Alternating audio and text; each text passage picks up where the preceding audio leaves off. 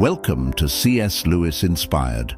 Today we embark on a journey beyond time itself, the hidden thread of the immortal tribe. For thousands of years, history has been shaped by forces we cannot see. The world as we know it is built on cycles. Nations rise and fall, empires crumble into dust, and every man, no matter how great, meets the same inevitable end: death. But what if death was never the final truth?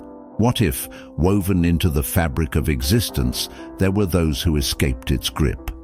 Hidden figures who have walked through the ages, untouched by time. Scattered throughout the Bible, whispered in prophecy and concealed in ancient texts, there exists a thread, a lineage of those who never perished. Some were taken, others disappeared, and some may have never been meant to exist at all. Who are they? What is their purpose? And could they still be here today? Stay with us as we uncover one of the most astonishing mysteries of all time, the truth of the immortal tribe. In the beginning, a world without death. Before we can understand the immortal tribe, we must return to where it all began. In the beginning, death was never part of the plan. Genesis paints the image of a perfect world, a paradise where Adam and Eve walked in divine harmony with their Creator.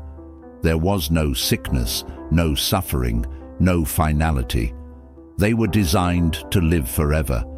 Yet, something changed.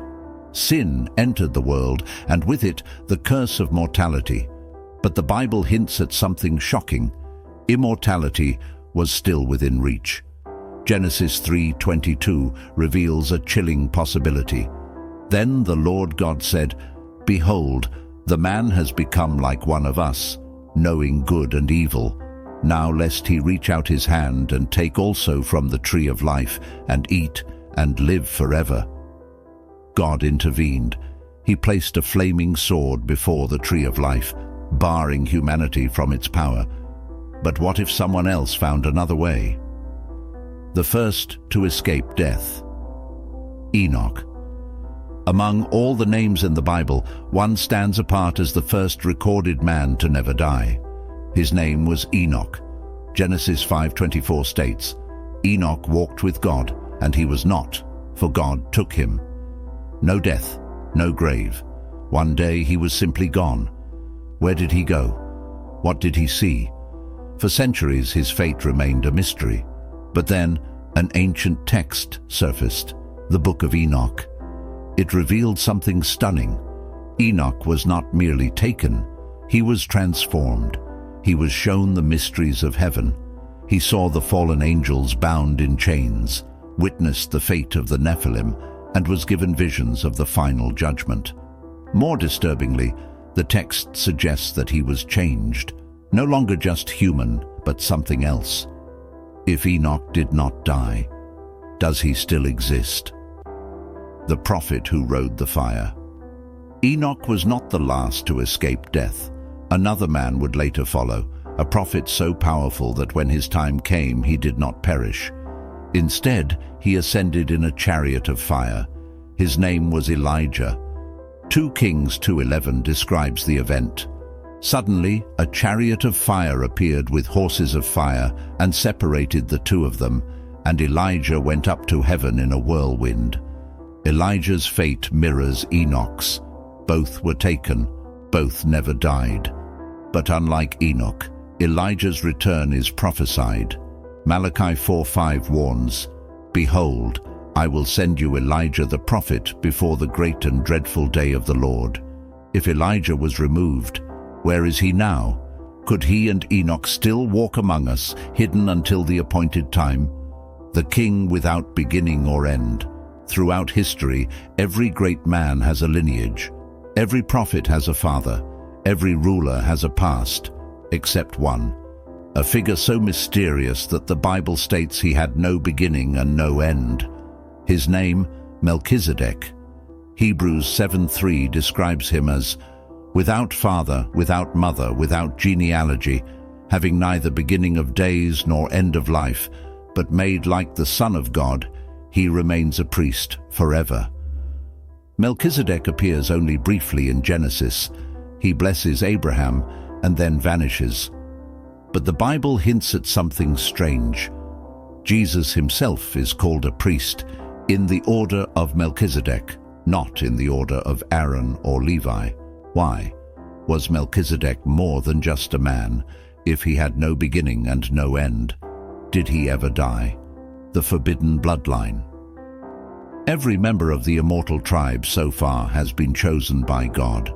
But what if some were not? What if there were others, beings that were never meant to exist? Genesis 6:4 reveals a terrifying truth. The Nephilim were on the earth in those days, and also afterward, when the sons of God came into the daughters of men and bore children to them.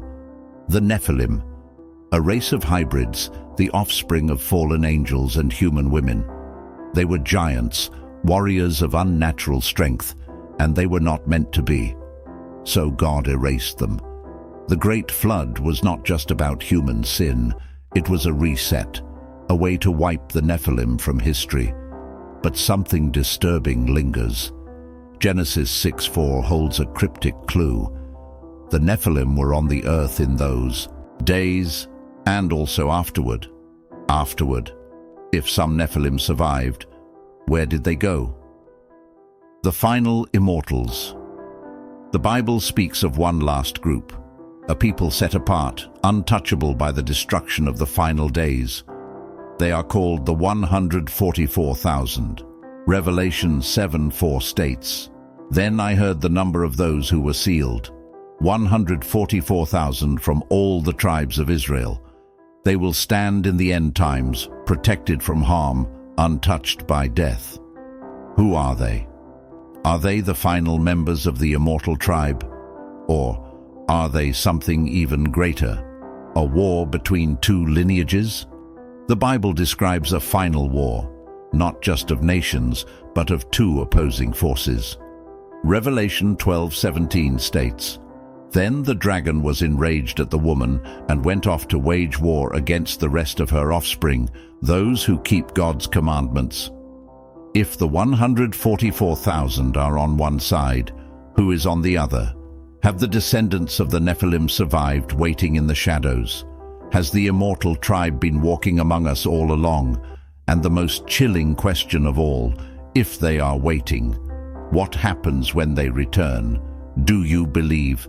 The mystery of the immortal tribe remains unsolved, but the signs are there, hidden figures throughout history, a war waiting to unfold, and a battle between those who were chosen and those who were never meant to be.